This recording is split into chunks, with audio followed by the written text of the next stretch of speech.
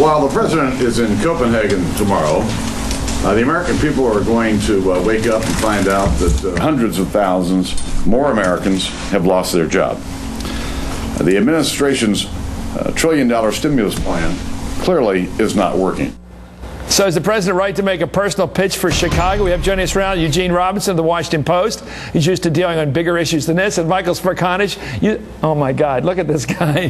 He's got a Phillies costume on. Congratulations to the Phillies. Our hometown team is now the division champions in the National League East for the third straight year. Now they got to play the Rockies, right, Michael?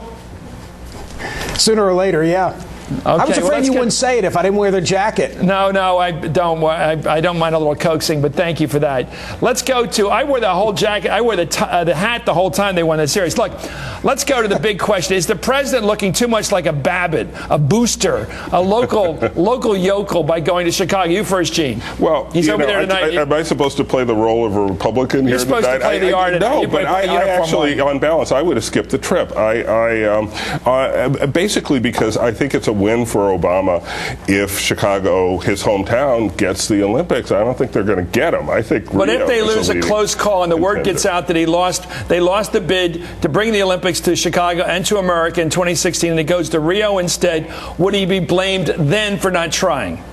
No, is this for the try or for the win? He wouldn't be blamed for not trying, although this is the first time that a president has gone to. Well, Tony Blair apparently went to Singapore back in before the 2012 Olympics, and he won it for London, Michael. So apparently it works, this boosterism. Show up, you win it for your country.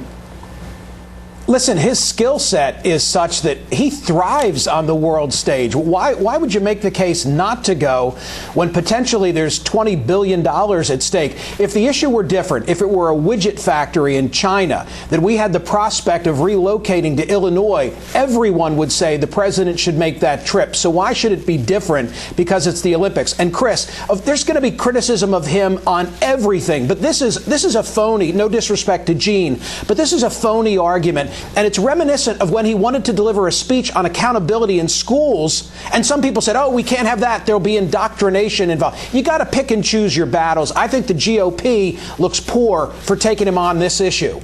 Isn't jobs a big issue in this country, Gene? I hope by 2016 we're out of this recession, but isn't the idea of being a booster, a member of the JCs, of the Lions Club, isn't that very Republican to be out there pushing for the hometown? Well, it is to be pushing for the hometown. Most Americans don't live in Chicago, though. Oh. I just but wonder we'll like to have it here. Well, they'd like to have it here. It's certainly more convenient. I just wonder how it plays politically across the country, and I wonder if the Republicans get any traction with Obama plays while America burns kind of 24 hours. 24 hours.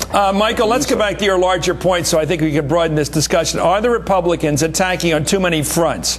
Are they being gnats? Chris, I can tell you as one who spends literally 6 hours a day answering telephone calls on 2 different national radios, phone calls from across the country, the mere mention of the president's name will draw negative telephone calls, regardless of the issue, from certain quarters. And I don't think that the president can govern by worrying about what that fringe element is going to say on tomorrow's program. So for that, and the other point that needs to get made, this is Air Force One. This is not the three of us flying coach on U.S. Airways. So whatever he needs to do, it's at his disposal all the way there and all the way back. He'll be back for dinner tomorrow night. I think let's get to this larger point. Let's get out of the world of the Olympics for a second. It seems to me he's going over. It's done. Spilt milk. Okay, let's agree it's over. He'll be back tomorrow. We can argue about something else. But it does seem like the Republicans are turning on their Tommy guns and hitting him on every front. He's given the Iranians today 2 weeks to clean up, to show up, and give us transparent look, unfettered look at their facilities and comb. What more do they want? 10 days notice? A week's notice? 2 weeks. Right. No, I think that's hard to argue with. And yes, the approach of the Republican Party has been to throw everything against the wall they possibly can and see what sticks. And who's this woman, Bachman? I don't want to say anything against her. I'm going to let you guys say it. A congresswoman, she's been elected. She represents the people. I look up to her for being elected, for running and all those good things. But she's out there saying that this call for clinics and schools, which I I've been pushing for years. I want every public school in this country to have a good clinic. I want dental. I want everything. I want to make sure they get the vaccinations, everything. Because by the time they're out of public school, they're healthy and used to good health, and it's good for everybody. She says this is a backdoor to secret abortions, and she's just come up with this. That's crazy. I mean, maybe you can't say it, but I can say it. That's crazy. That's lunacy. Why is there a tenor out there which anything thrown at the president will score a point back home? This guy Mike Rogers hitting them for giving Iran 2 weeks notice, which I think is pretty tough. And now somebody out there screaming abortion, abortion, abortion. And I care about that issue, but I don't like being tricked. Well, as Smirk said, there is an element there, and it's not a majority. It's not even a majority of the Republican Party. But there's an element that is receptive to any criticism of Barack Obama, and that denies, in some sense, his legitimacy. Michael, I think it's pin the tail on the donkey. That's all it is high school.